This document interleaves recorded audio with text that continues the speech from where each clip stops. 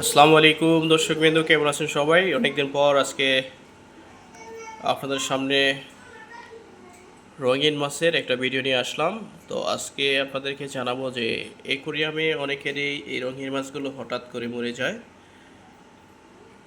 এই মরে যাওয়ার শুধু একটা কারণ আমি বলবো আপনাদেরকে, এটা যদি আপনারা ফলো করতে পারেন একটা মাছও আপনাদের মরবে না।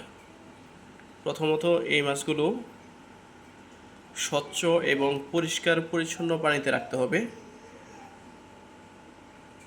আপনি যখন পরিষ্কার পরিচ্ছন্ন পানিতে রাখবেন এবং এদেরকে খাবার খাওয়াবেন, খাবার খাবে এবং এরা এই মাছগুলো হচ্ছে ময়লা পানি, মানে পানিগুলো ময়লা করবে বা দীর্ঘদিন পানি থাকলে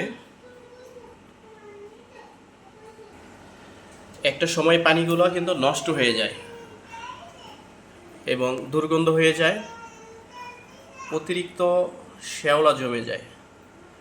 তো এই শ্যাওলা প্রতিকারের জন্য আপনারা অ্যাকুয়ারিয়ামে অন্তত একটি, এই যে আমার মতো একটা শাকার পিস রেখে দিবেন। ওর কাজই হচ্ছে অ্যাকুয়ারিয়ামে যত শ্যাওলা আছে, যত পরজীবী আছে ওটাকে খেয়ে পরিষ্কার করে ফেলবে। এই শাখার ফিশের কাজই হচ্ছে এটা। এই জন্য এটাকে অনেকে অ্যাকুয়ারিয়ামে শখ করে বসে, জাস্ট এই জন্যই। আর শখের যে মাছগুলো আছে, এই মাছগুলোর জন্য স্বচ্ছ পানি দিতে হবে প্রত্যেকটা মাসেই। আপনার এই অ্যাকুয়ারিয়ামের এই বিশাল ট্যাঙ্কের এই পানিগুলো কিন্তু স্বচ্ছভাবে পরিষ্কার পরিচ্ছন্ন রাখতে হবে।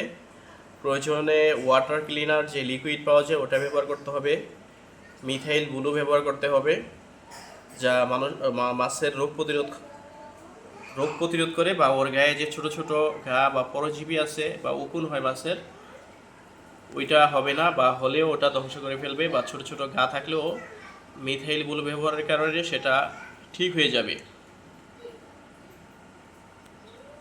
আর হচ্ছে পরিষ্কার রাখবেন পানিগুলা, প্রত্যেকটা মাসে চেঞ্জ করে দিবেন।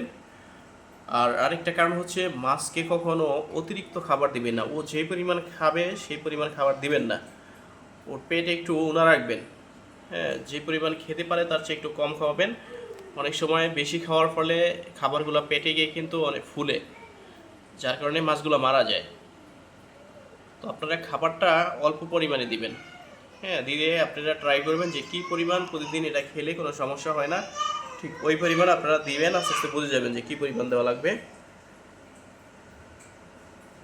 যেমন আমার এই এনে যে কটা মাছ আছে, এই কটা মাছের জন্য আমি 7 আপ বা কোকাকোলার যে মোটকাটা আছে ওইটার আধা মোটকার চেয়ে একটু বেশি দিই সারাদিনে। আমি শুধু রাতে একবার খাওয়াই। হ্যাঁ, আর পানিটা দীর্ঘদিন পরিষ্কার করার জন্য আপনারা এই ধরনের ফিল্টার ব্যবহার করবেন। আমার এখানে কিন্তু দুইটা আছে, যেমন অক্সিজেন দেওয়ার জন্য ছোটো ছোটো বলের মতো আছে, এই যে পাইপ দিয়ে, এটা দিয়ে অক্সিজেন আসে, বাট ওইটা আমি কম চালাই। 24 আওয়ার আমার চলে হচ্ছে এই ফিল্টার অক্সিজেন মেশিনটা। এটা পানিটাকে রিফাইন করে একদম পরিষ্কার পরিচ্ছন্ন রাখি। মাছগুলো যখন খাবার খাওয়ার পর যখন টয়লেট করে বা ময়লা করে পানিগুলো, তখন এই ফিল্টার, এটার ভিতরে কিন্তু একটা ফিল্টারিং হয় পানিগুলো, সব ময়লা এটার মধ্যে জমা হয়। এটাও মাঝে মধ্যে পরিষ্কার করে দেওয়া লাগে। দেখেন খুব সুন্দর কিন্তু পানিটারে রিফাইন করে রাখে, খুব সহজে ময়লা হতে দেয় না। তো দর্শক, আমার এখানে যে মাছগুলো আছে আপনারা দেখেন অনেকটা স্বচ্ছ। প্রথম প্রথম আমার অ্যাকুয়ারিয়ামে কিন্তু কিছু মাছ মারা গেছে, যেটা আমি যখন নতুন ছিলাম তখন বুঝতে পারিনি যে মাছগুলা কেন মারা যাচ্ছে। তো আমার অভিজ্ঞতা থেকে এটা শেয়ার করলাম। আমি শেষ পর্যায়ে বুঝতে পারছি আসলে মাছগুলো কেন মারা যাচ্ছে। পানিগুলো অপরিষ্কার হলেই মাছের পেট ফুলে যাচ্ছে, ভিতরে গ্যাস হচ্ছে, এরকম করে অনেকগুলো মাছই মারা গেছে। আমার কিন্তু প্রত্যেকটা মাছের পেয়ার ছিল, যেমন এই যে বড় মাছটার পেয়ার ছিল। আমি অনেক দিন বাসায় না থাকার কারণে আরেকটা বড় মাছ ছিল ওর থেকে বড়, ওই মাছটা মারা গেছে পেট ফুলে। হ্যাঁ, এই যে একটা মাছ সেম, ওর লগেরটা এরকম মারা গেছে। প্রত্যেকটা মাছের সাথেই একটা করে পেয়ার ছিল, একদম একই কালারের। আমি বুঝতে পারিনি নতুন নতুন মাছগুলো মারা গেছে। তো আমার মতো আপনারা এই শখের মাছগুলো যাতে না মরে, আমার মতো যাতে ভুল না করেন, এই জন্য আপনাদেরকে এই ভিডিওটা করে দিলাম। অবশ্যই ভিডিওটা শুরু থেকে শেষ পর্যন্ত দেখবেন, এবং যদি কোনো কোশ্চেন থাকে প্রশ্ন করতে পারেন। কমেন্ট বক্স খোলা আছে, আপনাদের প্রশ্নগুলো রিপ্লাই দেবো ইনশাল্লাহ। যারা নতুন অবশ্যই চ্যানেলটা সাবস্ক্রাইব করবেন, এবং যারা অলরেডি সাবস্ক্রাইব করেছেন তাদেরকে ধন্যবাদ। তো এই পর্যন্তই, আল্লাহ হাফেজ, ভালো থাকবেন। কমেন্ট করে জানাবেন আমার এই মাছগুলো কেমন দেখতে এবং কী কী মাছ আছে যদি জানেন অবশ্যই কমেন্টস করবেন।